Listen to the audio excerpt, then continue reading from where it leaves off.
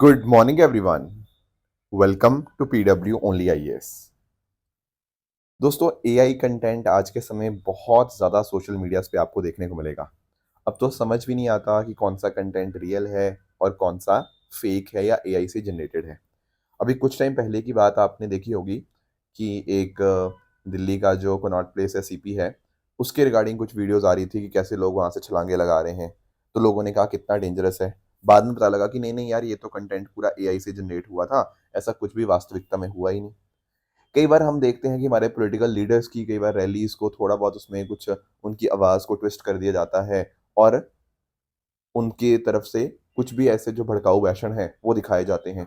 हालाँकि उन्होंने कुछ भी नहीं बोला होता, पर दिखाया ऐसे जाता है कि उन्होंने कुछ भड़काने की कोशिश करी है। तो ऐसे बहुत बड़े स्तर के ऊपर आपको एआई कंटेंट, आपको फेक कंटेंट आपको देखने को मिलेगा, हमें लगता है कि वो रियल है। बहुत मुश्किल हो गया ये जानना कि कौन-सी वीडियो सही है, कौन-सी वीडियो गलत है, राइट? अब यहाँ पर सेंटर ने एक बहुत इम्पोर्टेंट यहाँ पे बदलाव करने की कोशिश करी है। जो हमारा इन्फॉर्मेशन टेक्नोलॉजी एक्ट है 2021 का, उसमें कुछ अमेंडमेंट्स नोटिफ़ाई किए गए हैं।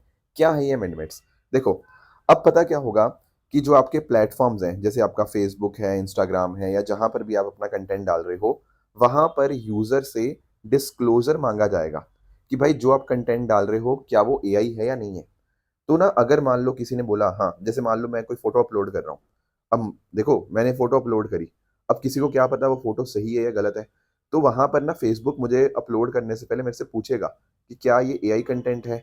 अगर एआई कंटेंट होगा, तो मैं उस पे टिक मार्क कर दूँगा और इस फ़ोटो के नीचे या कहीं पर साइड में लिखा आएगा कि ये एक एआई जनरेटेड वीडियो या फिर फ़ोटोग्राफ है।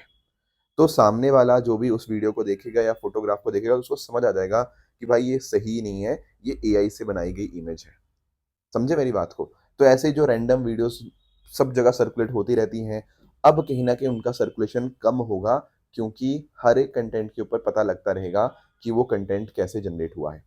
साथ ही साथ अगर हम बात करें, मान लो फिर भी कुछ ऐसे कुछ केसेज़ आएँ, जहाँ पर हमें ना समझ आए या फिर कुछ डीप फेक वाली वीडियोज़ आएँ, तो उस केस में क्या होगा?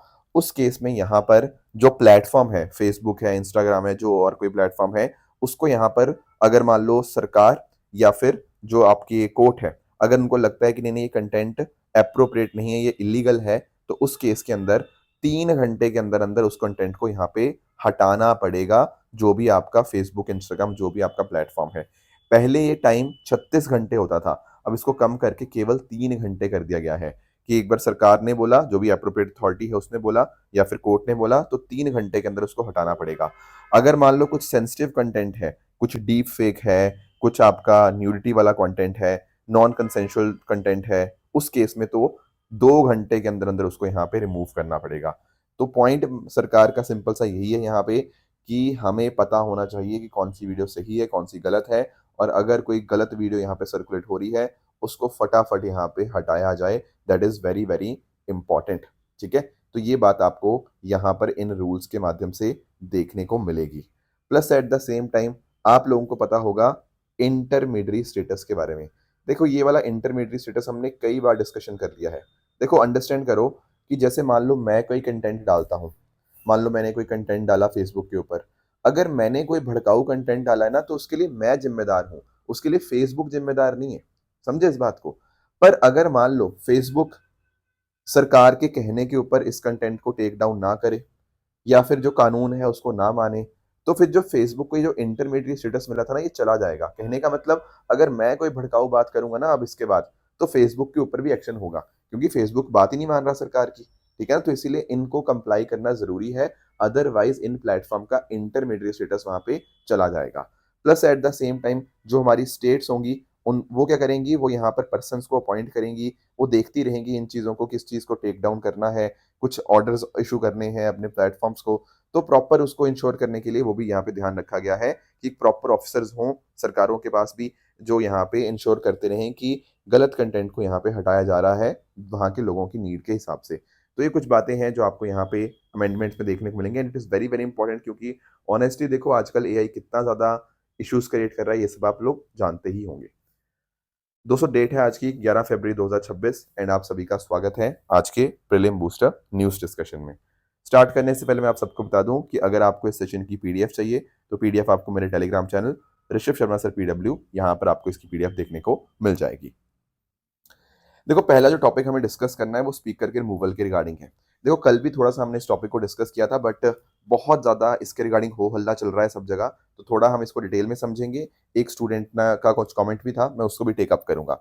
सबसे पहले तो देखो स्पीकर के रिमूवल की बात है, तो आप लोग जानते हैं हमारे स्पीकर आज के समय लोकसभा के ओम बिरला जी हैं, ठीक है। अब इनके ऊपर आरोप ये आया है कि ये बहुत ही भेदभाव के तरीके से यहाँ पे काम करते हैं, लीडर ऑफ अपोजिशन को बोलने नहीं देते। उसके अलावा लोकसभा में अपोजिशन के एमपीज को अननेसेसरली सस्पेंड कर दिया गया है। Plus at the same time जो महिला कांग्रेस एमपीज हैं उनके अगेंस्ट इन्होंने कुछ अनसब्सटेंशियल चार्जेस यहाँ पे लगाए हैं जिनका कोई तर्क नहीं है। ऐसा यहाँ पर ऑपोजिशन बोल रहा है ये सारी बातें, ठीक है। और इसी वजह से ऑपोजिशन पार्टीज ये सोच रही हैं कि चलो इनको यहाँ पे हटाया जाए। अब पॉइंट आता है कि क्या स्पीकर को हटाना पॉसिबल है? आंसर इज यस, बिल्कुल है। और इनफैक्ट ना पास्ट में भी कोशिश हुई है स्पीकर्स को हटाने की। जैसे अगर मैं बात करूं 1954 में जीवी ममलांकर जी, इनको फर्स्ट लोकसभा के समय हटाने की कोशिश करी गई थी, पर वो रेजोल्यूशन सक्सेसफुल नहीं रहा क्योंकि रूलिंग पार्टी के पास मेजोरिटी थी। फिर बलराम जाखड़ जी को कोशिश करी गई 1987 में 8th लोकसभा के समय के ऊपर, वहां पर जब बोफोर्स स्कैंडल हुआ था, तो उस टाइम भी कोशिश हुई थी, पर तब भी रेजोल्यूशन ये डिफीट हो गया था। तो स्पीकर को अभी तक हटाया नहीं गया, इस बात को आप ध्यान में रखिएगा। बाकी स्पीकर आप जानते होंगे कि लोकसभा के प्रिसाइडिंग ऑफिसर होते हैं और ये एक संवैधानिक पोस्ट एक तरह से होल्ड करते हैं। इनकी जो सैलरी है, इनके अलाउंसेस हैं, वो चार्ज होते हैं कंसोलिडेटेड फंड ऑफ इंडिया के ऊपर, यानी कि इनके ऊपर वोट नहीं होता, they are charged. Very very important point.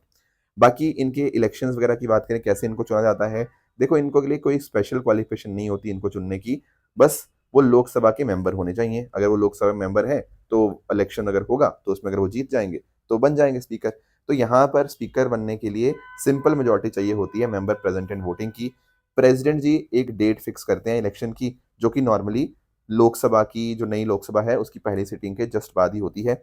And normally ऐसा देखा गया, हमारे यहाँ पे एक प्रथा चलती आ रही है कि जो स्पीकर होंगे वो नॉर्मली रूलिंग पार्टी से होंगे, बाकी पार्टी से डिस्कशन कर लेंगे और इंश्योर ये किया जाएगा कि सब सहमति से एक तरह से स्पीकर बन जाए। कोशिश ये रहती है कि सहमति से बन जाए, क्योंकि देखो स्पीकर का काम बहुत ही इम्पार्शियल होना चाहिए। तो अगर सारी पार्टीज मिलकर स्पीकर को चुनेंगी तो ज्यादा बेहतर है इम्पार्शियल होने के लिए, है ना। नॉर्मली इनका जो टेन्योर होता है वो पूरा जो भी लोकसभा का टाइम होगा उसके लिए यहाँ पे रहेंगे। जब लोकसभा डिसॉल्व भी हो जाती है ना, ध्यान रखिएगा, स्पीकर ऑफिस में कंटिन्यू करते हैं till the first meeting of the new house. ये बहुत इंपॉर्टेंट पॉइंट है, इसके ऊपर क्वेश्चन आ भी चुका है। लोकसभा के डिसॉल्व होने पे इमीडिएटली वो अपना ऑफिस वेकेट नहीं करते, जब तक नई लोकसभा नहीं आ जाती तब तक वो कंटिन्यू करते हैं उसकी पहली मीटिंग तक। कैसे इनको हटाया जा सकता है? एक तो है कि मान लो वो लोकसभा के मेंबर ही ना रहे, ऐसा ऐसा हो सकता है, फिर स्पीकर का पद छोड़ना पड़ेगा। हो सकता है वो रिजाइन कर दें। रिजाइन किसको करते हैं? ये डिप्टी स्पीकर को। या फिर लोकसभा ने एक रेजोल्यूशन के माध्यम से रिमूवल का बात करी। तो अभी ना बात इसी की हो रही है तीसरे वाले पॉइंट के अंदर कि कैसे हमें रिमूवल करना है। तो ध्यान रखिएगा, जो रिमूवल होता है ना स्पीकर का, वहां पर एक रेजोल्यूशन पास करना होता है लोकसभा का बाय एन इफेक्टिव मेजोरिटी। मैंने आपको इफेक्टिव मेजोरिटी का मीनिंग समझाया था कि लोकसभा में जितने मेंबर्स हैं उसमें से जो वैकेंसीज है उनको हटा दो, उनमें से मेजोरिटी चाहिए, उसको बोलते हैं इफेक्टिव मेजोरिटी। यहाँ पर रिमूवल मोशन के लिए 14 दिनों का एडवांस नोटिस यहाँ पे देना पड़ता है। अब देखो एक कंफ्यूजन यहाँ पर ये थी कि क्या 50 मेंबर्स की सपोर्ट रिक्वायर्ड है? आंसर इज, देखो संविधान में कहीं नहीं लिखा हुआ 50 मेंबर्स की सपोर्ट रिक्वायर्ड। किसी स्टूडेंट ने इसमें करेक्शन भी डाला था, बिल्कुल उन्होंने ठीक पॉइंट मेंशन किया है। यहाँ पर आपके 50 मेंबर्स की सपोर्ट नहीं रिक्वायर्ड होती, प्लीज इस बात का ध्यान रखिएगा। यहाँ पे अगर आप कॉन्स्टिट्यूशन उठा के देख लो, आपको क्लियरली मिल जाएगा कि रिमूवल मोशन के लिए केवल 14 दिनों का एडवांस नोटिस चाहिए, ठीक है ना। कई जगह के ऊपर कंटेंट गलत लिखा हुआ है, मैंने उसको क्रॉस वेरीफाई किया, तो आपको इतना ध्यान रखना है कि रिमूवल मोशन के लिए 14 दिनों का एडवांस नोटिस चाहिए होगा। आर्टिकल 96 बात करता है कि रिमूवल को कंसिडर करते समय जो स्पीकर हैं वो प्रिसाइड नहीं कर सकते लोकसभा की जो सिटिंग्स होती हैं, एंड वो नॉर्मली पार्टिसिपेट करेंगे, नॉर्मली वोट करेंगे क्योंकि एमपी तो है ही है, पर ध्यान रखिएगा वो प्रिसाइड नहीं करेंगे। साथ ही साथ अगर हम बात करें, मान लो टाई हो जाता है, तो नॉर्मली टाई के टाइम क्या होता है कि स्पीकर वोट करते हैं, है ना। बट यहाँ पर नहीं करेंगे क्योंकि अब तो उनके अगेंस्ट रिमूवल की बात हो रखी है ना। नॉर्मली वोट करेंगे फर्स्ट इंस्टेंस के अंदर, पर टाई के इंस्टेंस में वो वोट नहीं कर सकते जब उनकी रिमूवल की बातें यहाँ पे चल रही हों।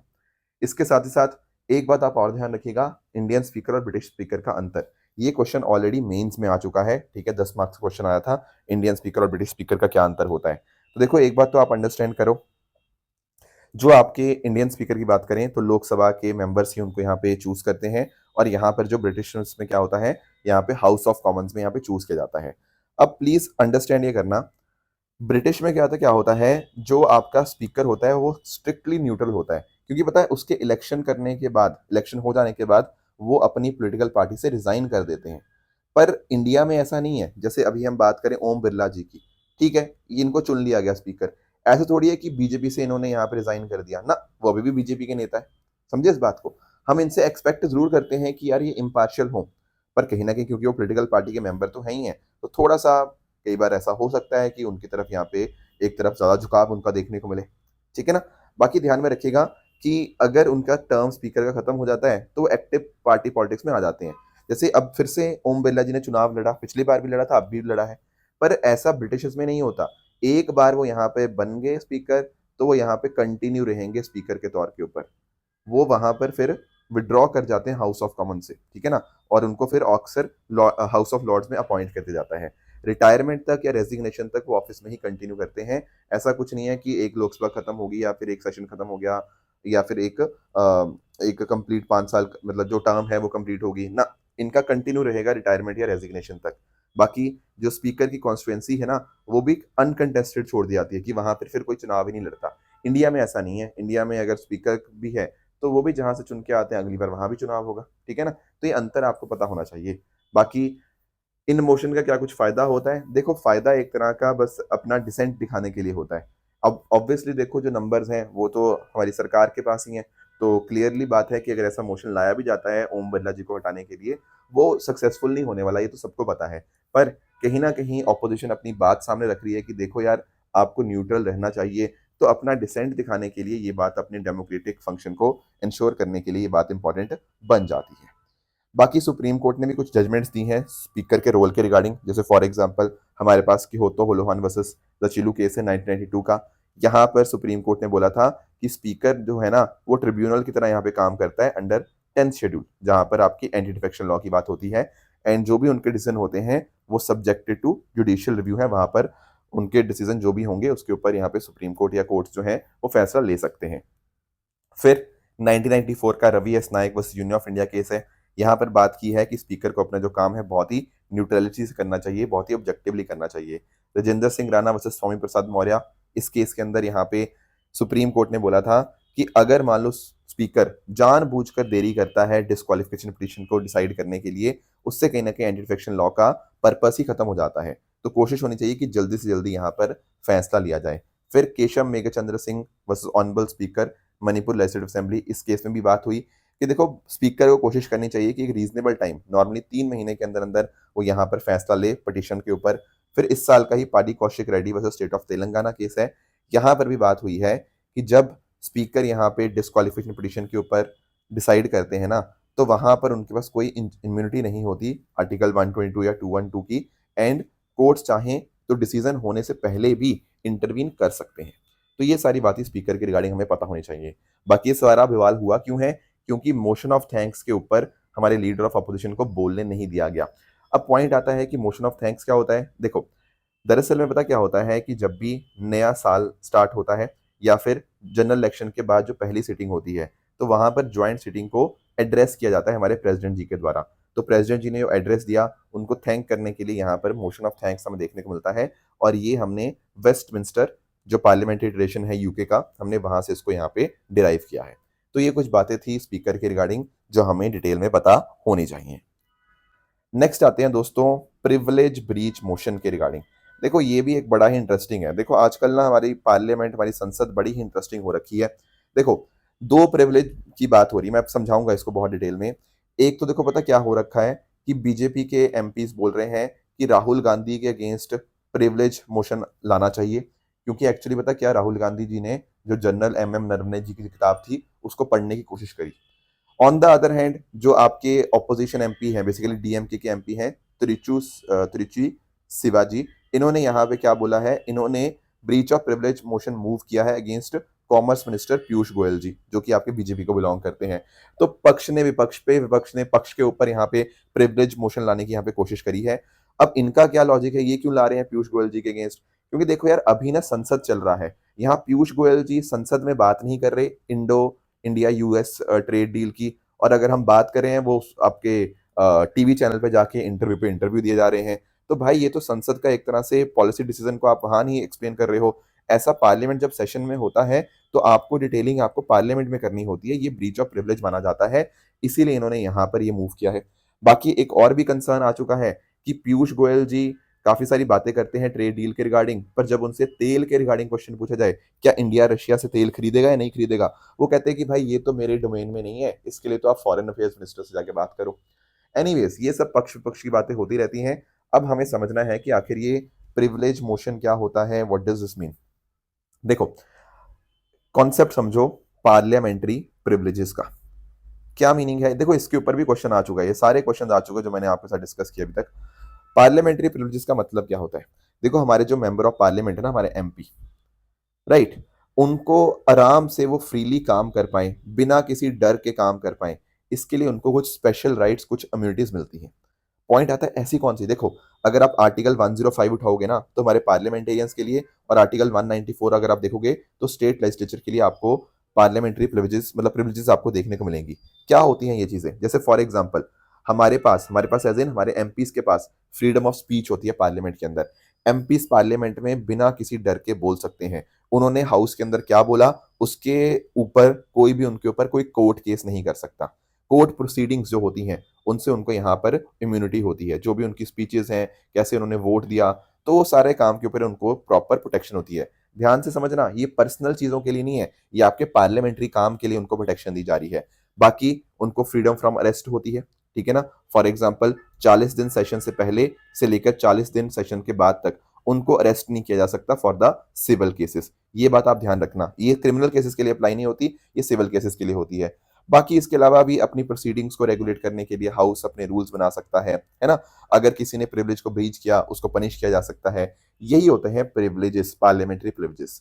अगर मान लो कोई मेंबर ऑफ पार्लियामेंट एक मोशन मूव करता है कि भाई पार्लियामेंट्री प्रिविलेजेस का हनन हुआ है, वायलेशन हुआ है किसी मिनिस्टर के द्वारा, किसी मेंबर के द्वारा या आउटसाइडर के द्वारा, तो फिर प्रिविलेज नोटिस लाया जाता है कि हमारी जो प्रिविलेजेस थी ना, उनका हनन किया गया है। उस केस में आपका ये प्रिविलेज मोशन यहाँ पे आता है, ताकि इंश्योर ये किया जाता है कि देखो पार्लियामेंट की जो गरिमा है वो बनी रहे, वो सही ढंग से अपना काम कर पाए, उनके मेंबर सही ढंग से काम कर पाए। अगर इसमें कोई अड़चन डालता है तो उसके अगेंस्ट ये प्रिविलेज ब्रीच मोशन यहाँ पे लाया जाता है।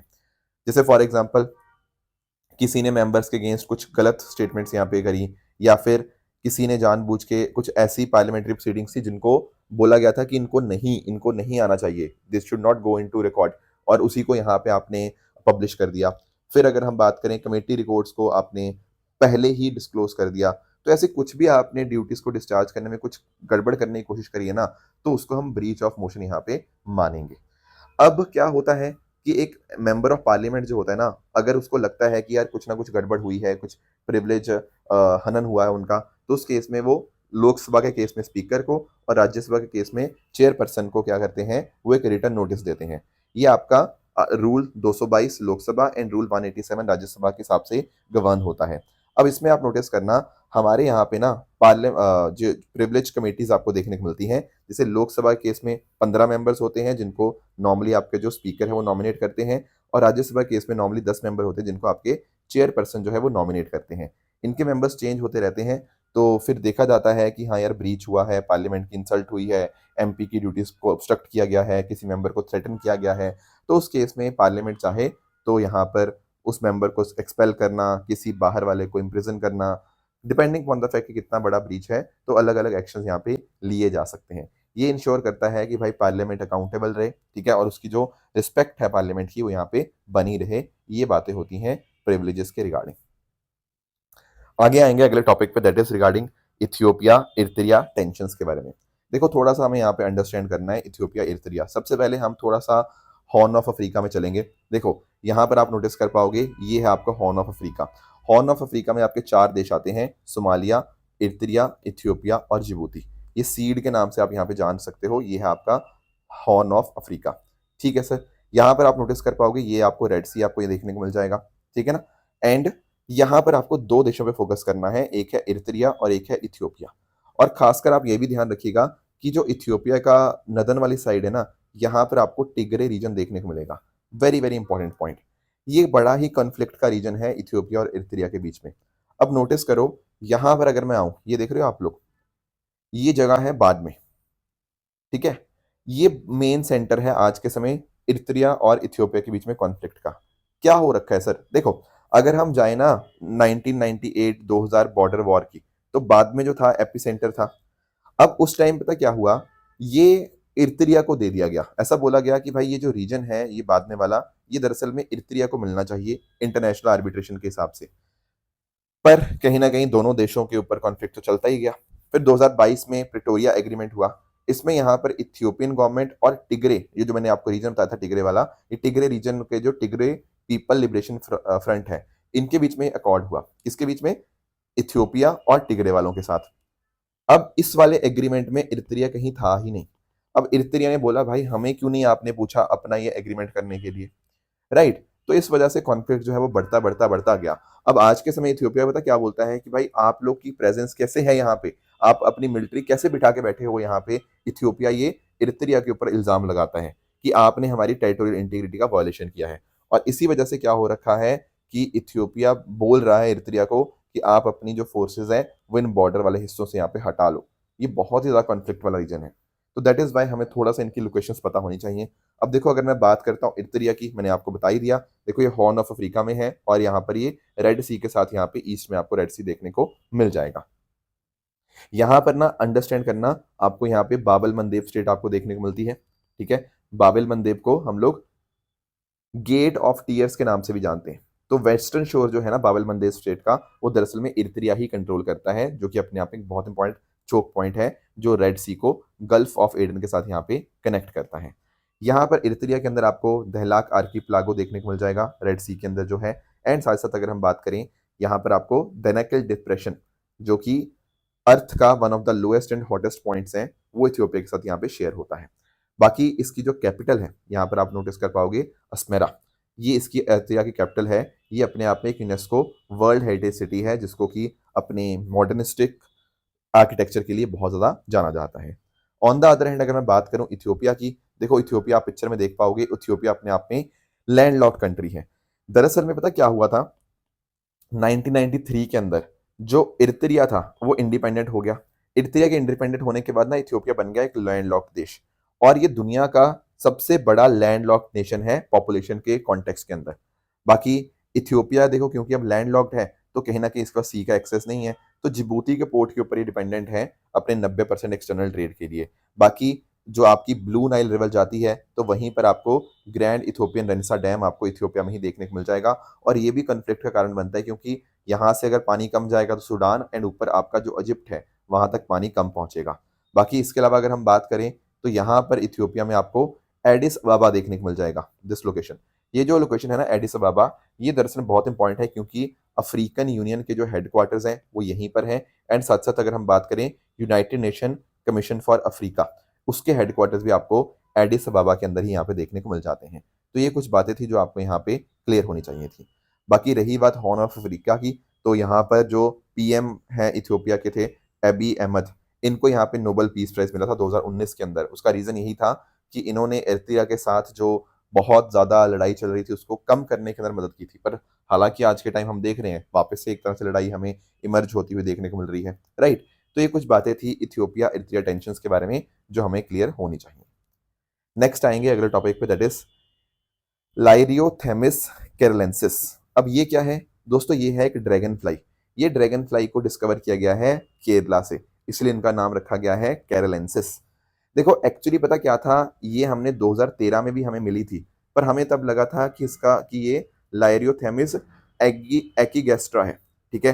पर अब हमें पता लगा कि नहीं नहीं, ये तो अलग अलग स्पीशी है, और इसीलिए यहाँ पे हमने इसको यहाँ पे एक नया नाम दिया है लाइरियोथेमिस कैरोलेंसिस। तो ये कहीं ना कहीं दिखाता है कि केरला में कितनी ज़्यादा रिच बायोडाइवर्सिटी आपको देखने को मिल जाएगी। तो केरला में जो एर्नाकुलम डिस्ट्रिक्ट है वहाँ पर कोटमंगलम के पास में से यहाँ पर इसको रिकॉर्ड किया गया है। एंड ध्यान में रखिएगा कि ये बहुत ही ज़्यादा डिस्टिंक्ट पता क्यों हो जाती है, क्योंकि ये सेक्सुअल डायमॉर्फिज्म शो करती है। अब पॉइंट आता है सेक्सुअल डायमॉर्फिज्म क्या होता है। देखो नॉर्मली अगर हम बात करें ना, तो मेल और फीमेल को कैसे डिस्टिंग्विश किया जाता है, आप बोलोगे उनके सेक्सुअल ऑर्गन्स, रिप्रोडक्टिव ऑर्गन से। पर अगर रिप्रोडक्टिव ऑर्गन्स के अलावा भी कुछ डिफरेंसेस हो, वो होता है सेक्सुअल डायमॉर्फिज्म। जैसे फॉर एग्जांपल देखो इंसानों में इतना नहीं देखने को मिलता, पर थोड़ा सा आइडिया लग जाता है। जैसे एक पुरुष जो होता है उसकी वॉइस की पिच थोड़ी अलग होती है, महिला की थोड़ी अलग होती है, फेशियल हेयर हमारे थोड़े डिफरेंट होते हैं। पर इससे भी बढ़िया एग्जाम्पल पता क्या है? कई बार आप डियर वगैरह देखते होंगे, कुछ डियर ऐसे होते हैं जिनके मेल में सींग होते हैं, ठीक है, एंटलर्स, पर फीमेल में सींग नहीं होते। तो देखो इसका जो एंटलर्स है इनका कोई सेक्सुअल पर्पस नहीं है, इनका कोई रिप्रोडक्टिव ऑर्गन के साथ कोई लिंकेज नहीं है। पर हमें ना पता करने के लिए कौन मेल है कौन फीमेल है सिर्फ अब सींगों से पता लग जाता है कि अच्छा ये मेल है ये फीमेल है। उसी तरह से यहाँ पर ना जो ये लाइरोथेमिस कैलेंसिस है, इसका पता क्या पता लग जाता है कि अगर ये पुरुष हुआ, ठीक है, तो उसका कलर होगा ब्राइट रेड, जैसे यहाँ पे पिक्चर में आप देख पा रहे हो ये पुरुष है। मैं कैसे बता पा रहा हूँ? क्योंकि इसका कलर जो है वो ब्लड रेड कलर है, ब्लैक मार्किंग्स है। पर अगर ये महिला होती ना तो ये येलो कलर की होती, ब्लैक मार्किंग के साथ। तो ऐसे देखते सार उसका रंग देख के आप बता दोगे कि पुरुष है या महिला है, ठीक है ना। तो इसको बोलते हैं सेक्सुअल डायमॉर्फिज्म। सेक्सुअल ऑर्गन या रिप्रोडक्टिव ऑर्गन्स के अलावा फिजिकली डिफरेंट दिखना उसको बोलते हैं सेक्सुअल डायमॉर्फिज्म। तो ये आपको जो कैरलेंसिस है ये आपको साउथ वेस्ट मानसून के समय ज़्यादा थोड़ा देखने को मिलती हैं। एंड अगर हम बात करें, पर इनके कंजर्वेशन कंसर्न्स भी हैं कुछ हद तक, क्योंकि ज़्यादातर आपको इनकी जो पॉपुलेशन है वो प्रोटेक्टेड एरिया के बाहर देखने को मिलेगी, तो हमने उतना प्रॉपर प्रोटेक्शन इनको नहीं दे रखा है। बाकी लैंड यूज़ बदलने से इनके ऊपर इम्पैक्ट आएगा। सिमिलरली अगर हम बात करें जो एग्रीकल्चर प्रैक्टिसेस का भी इनके ऊपर इम्पैक्ट आता है। तो ये ड्रैगन फ्लाई की कैटेगरी को बिलोंग करते हैं, और आप जानते हैं कि ड्रैगन फ्लाई क्या होते हैं? ये आपके प्रिडेटरी इंसेक्ट्स होते हैं, ठीक है ना। एंड ये डिपेंडेंट होते हैं, आपके मॉस्किटो खाते हैं, फ्लाइज को खाते हैं, ठीक है ना। और इस तरह से 95% हंटिंग रेट इनकी होती है, सक्सेस रेट। बाकी इसके अलावा अगर हम बात करें तो इनकी अलग अलग स्टेजेस होती हैं, पहले एग होता है, फिर लार्वा बनते हैं, फिर ये बनते हैं एडल्ट। इनकी बड़ी बड़ी आंखें होती हैं, 4 ट्रांसपेरेंट विंग्स होते हैं, एंड 3 पेयर ऑफ लेग्स और एक बॉडी आपको देखने को मिल जाएगी। तो दुनिया में लगभग 3000 स्पीशीज आपको ड्रैगन फ्लाई की देखने को मिलती हैं। एक बात ध्यान रखना कि ड्रैगन फ्लाई अपने आप में क्या है? इंडिकेटर स्पीशीज है। इंडिकेटर स्पीशीज मतलब अगर ये आपको पाई जाती है ना, इसका मतलब ये है कि वहां पानी की क्वालिटी अच्छी है, तो फ्रेश वाटर हेल्थ को यहाँ पे हमें इनसे एक आइडिया यहाँ पे मिल जाता है। तो ये कुछ बातें थी लाइरियोथेमिस कैरलेंसिस के बारे में जो हमें पता होनी चाहिए। नेक्स्ट आएंगे अगले टॉपिक पे, that is HbA1c test for diabetes. थोड़ा इसको अंडरस्टैंड करेंगे। देखो सबसे पहले तो आप समझना कि डायबिटीज देखो होती कई टाइप्स की है, पर दो सबसे इंपॉर्टेंट टाइप्स आपको देखने को मिलती है, टाइप 1 डायबिटीज और टाइप 2 डायबिटीज। ये कई बार मैंने पहले भी डिस्कशन किया है। टाइप 1 डायबिटीज में पता क्या होता है? आपकी बॉडी इंसुलिन प्रोड्यूस नहीं कर पाती। टाइप 2 डायबिटीज में क्या होता है? इंसुलिन प्रोड्यूस तो होता है पर उसका सही ढंग से इस्तेमाल नहीं हो पाता। नॉर्मली ऐसा देखा गया कि टाइप 1 डायबिटीज ना 40 से कम एज में होती है। टाइप डायबिटीज 40 के बाद में नॉर्मली देखने को मिलती है। अब क्यों होती है टाइप 1 डायबिटीज? देखो इसका ना एग्जैक्ट कारण किसी ने को नहीं पता, पर कहीं ना कहीं जेनेटिकली शायद इसका कुछ थोड़ा कनेक्शन होता है। That is why type 1 diabetes हमें देखने को मिलती है कि जैसे हमारे जो बॉडी के वाइट ब्लड सेल है ना, WBC जो हैं, वो मिस्टेकली गलती से हमारे जो बीटा सेल्स हैं उनको डिस्ट्रॉय कर देते हैं। तो जब ये ऐसा डिस्ट्रक्शन होता है हमारे बीटा सेल्स का, उससे आपको टाइप 1 डायबिटीज आपको देखने को मिलती है। टाइप 2 डायबिटीज में क्या होता है? देखो ये थोड़ा हमारे लाइफस्टाइल के साथ लिंक्ड होता है। जैसे मान लो किसी को मोटापा ज़्यादा है, ठीक है, किसी की फैमिली हिस्ट्री है, कोई प्रॉपर एक्टिविटी नहीं है, कोई सेहत पे ध्यान नहीं दे रहा, तो उस केस में टाइप 2 डायबिटीज का खतरा यहाँ पे बढ़ जाता है। अब हुआ पता क्या? एक लैंसेट के अंदर एक रिपोर्ट छपी जिसने ये बोला कि भाई ये जो टाइप 2 डायबिटीज है, ये भारत में ना ये टेस्ट जो है HbA1c टेस्ट, हो सकता है ये गलत रिजल्ट दे। पॉइंट आता है क्यों सर? ये तो टेस्ट अच्छा है। हाँ टेस्ट अच्छा है, पर दिक्कत पता क्या है? भारत में और बहुत सारी प्रॉब्लम्स हैं। फॉर एग्जाम्पल हम अनीमिया की बात करते हैं, सिकल सेल डिजीज की बात करते हैं। तो हुआ पता क्या कि जैसे मान लो हमने ये टेस्ट किया HbA1c, जिसको ग्लाइकेटेड हीमोग्लोबिन बोलते हैं, ये बताता है पिछले 2-3 महीने का कितना एवरेज ब्लड ग्लूकोज लेवल था, कितना हमारा ग्लूकोज बना, है ना, वो उस चीज को दिखाता है। पर आप अंडरस्टैंड करो, अगर ब्लड ग्लूकोज ज्यादा है, कहीं ना कहीं वो दिखाएगा कि इसकी वैल्यू ज्यादा आएगी।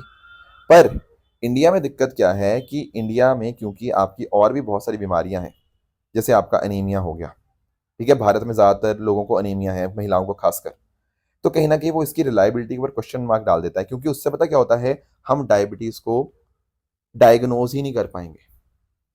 तो उस वजह से हमारा पता लेट लगेगा डायबिटीज के बारे में, और उस वजह से क्या होता है? कॉम्प्लिकेशन का खतरा बहुत ज्यादा बढ़ जाता है, ठीक है ना। तो ये वाली बात है HbA1c से। तो इंडिया के स्पेसिफिक ये चैलेंजेस हैं। ऐसा लैंसेट में बोला गया है कि HbA1c शायद उतना इफेक्टिव ना रहे, क्योंकि हमारे यहाँ पे बहुत सारी और अलग अलग बीमारियां हैं, तो हमें लगता है शायद वो बीमारी हो चुकी है। तो इसीलिए यहाँ पे बोला ये जाता है कि HbA1c जो आपका टेस्ट है ना, इसके साथ साथ ओरल ग्लूकोज टॉलरेंस टेस्ट, ये सब भी साथ में होने चाहिए, कुछ और टेस्ट, सो दैट कि हमें श्योर हो पाए कि हमें डायबिटीज़ है या नहीं।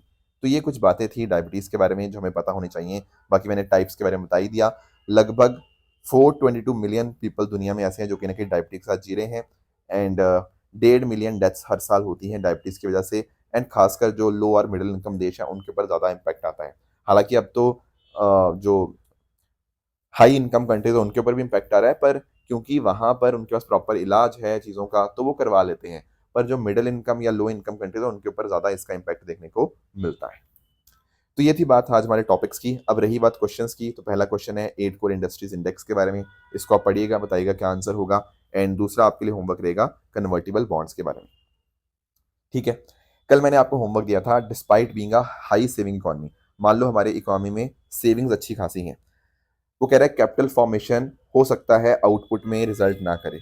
ऐसा क्यों हो सकता है? देखो, कैपिटल फॉर्मेशन का मीनिंग क्या होता है? कैपिटल फॉर्मेशन होता है हमारे पास जो फिजिकल एसेट्स हैं, जैसे आपका मशीनरी हो गया, आपके टूल्स हो गया, आपका इंफ्रास्ट्रक्चर हो गया। ठीक है, अब इससे नॉर्मली क्या होना चाहिए? नॉर्मली प्रोडक्शन बढ़ना चाहिए, पर कई बार नहीं बढ़ता। उसका मतलब पता क्या है? आप कैपिटल तो बहुत ज्यादा इस्तेमाल कर रहे हो, बहुत ज्यादा, पर उससे आउटपुट नहीं आ रहा। इसका रीजन ये है कि अगर मान लो high capital output ratio, COR जिसको बोलते हैं कैपिटल आउटपुट रेशो, ये होता है कि कितना आपको कैपिटल चाहिए in order to raise the output by 1 unit. किसी देश का अगर कॉर बहुत ज्यादा है तो उसका मतलब पता क्या है? कॉर ज्यादा होने का उसका मतलब ये है कि उसको आउटपुट जनरेट करने के लिए बहुत ज्यादा कैपिटल चाहिए, बहुत ज्यादा आपको इन्वेस्ट करना पड़ेगा, और आपको रिटर्न ना के बराबर आएगा। इंडिया की एक बहुत बड़ी समस्या यही है कि हमारे यहाँ पे कैपिटल आउटपुट रेशो ज्यादा है, हमारे यहाँ बहुत ज्यादा कैपिटल लगता है थोड़ा सा आउटपुट यहाँ पे इंक्रीज करने के लिए। तो अगर सेविंग ज्यादा भी है तब भी ऐसा हो सकता है कि फिजिकल एसेट्स में एक पैसा डालने से या फिर उसमें कैपिटल फॉर्मेशन से आपका आउटपुट ना बढ़े अगर वहां पे कॉर ज्यादा है। तो इसलिए इसका आंसर बनेगा ऑप्शन नंबर डी। अब बाकी स्टेटमेंट क्यों गलत है? देखो, अगर एडमिनिस्ट्रेटिव मशीनरी ठीक नहीं है, इलिटरेसी है, या पॉपुलेशन डेंसिटी ज्यादा है, उससे भी कुछ हद तक इम्पैक्ट आ सकता है, पर उसका डायरेक्ट लिंकेज कैपिटल और आउटपुट के साथ नहीं है। कैपिटल आउटपुट का डायरेक्ट लिंकेज आपका हाई कॉर के साथ ही है, इसीलिए इसका आंसर बनेगा ऑप्शन नंबर डी। एक और क्वेश्चन दिया था मैंने आपको एफडीआई के रिगार्डिंग। आप लोग एफडीआई के बारे में जानते होंगे, मैंने कई बार आपको एफडीआई एफपीआई का अंतर बताया है। एफडीआई में क्या होता है? जैसे फॉर एग्जांपल आप लोग इन्वेस्ट करते हो आप इक्विटी शेयर्स के अंदर, जरूरी नहीं है कि लिस्टेड कंपनी में हो, जैसे ये कह रहा है ना एसेंशियली ना लिस्टेड कंपनी, नहीं, आप अनलिस्टेड कंपनी में भी पैसा यहाँ पे हो सकता है। अगर एक अनलिस्टेड कंपनी में पैसा डलता है तो उसको हम एफडीआई ही बोलते हैं। और लिस्टेड कंपनी में 10% और मोर की कंडीशन आपको पता होगी। तो पहला स्टेटमेंट जो कह रहा है ना essentially in listed company, no, it can also be in an unlisted company. Second कह रहा है FDI non debt creating capital flow है, बिल्कुल, क्योंकि एफडीआई क्या है? इक्विटी इन्वेस्टमेंट है एक तरह की। इसमें आपने ओनरशिप एक्वायर करी, कोई आपने डेट वेट थोड़ी दिया, ऐसा थोड़ी कि लोन दे रहे हो ना। तो इसलिए सेकंड स्टेटमेंट अपने आप में करेक्ट है। थर्ड कह रहा है it is an investment that was debt serving, अरे नहीं भाई, डेट नहीं है वो, तो third is the wrong answer. चौथे स्टेटमेंट की बात करें, ये कह रहा है इन्वेस्टमेंट जो फॉरेन इंस्टीट्यूशनल इन्वेस्टर्स करते हैं गवर्नमेंट सिक्योरिटीज के अंदर। नहीं भाई, आपका investment equity equity linked instruments में हो सकता है, जरूरी थोड़ी है कि गवर्नमेंट सिक्योरिटीज के अंदर ही हो। तो इसलिए चौथा स्टेटमेंट भी आपका गलत है। Second statement option B is the right answer. बाकी रही बात दोस्तों ट्रू एंड फॉल्स स्टेटमेंट्स की, ये स्टेटमेंट्स हैं, इनको आप पढ़िएगा, बताइएगा कौन सा सही है कौन सा गलत है। एंड जो कल हमने होमवर्क दिया था एनटीसीए के बारे में, तो एनटीसीए एक स्टैट्यूटरी बॉडी है, हाँ ठीक है, under WPA 1972, yes that is a correct statement.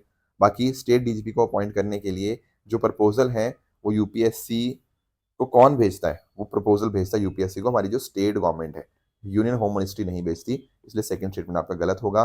Moult book जो है वो एक तरह की एआई ह्यूमन इंटरेक्शन नहीं है, बल्कि एआई एआई का इंटरेक्शन है, बॉट्स की आपस में इंटरेक्शन होती है, ह्यूमन का रोल नहीं होता यहाँ पे, इसलिए थर्ड स्टेटमेंट आपका यहाँ पे गलत हो जाएगा। तो ये थी हमारी आज की डिस्कशन। इस तरह से आप सब लोग हार्डवर्क करते रहिए। All the very best and thank you so much.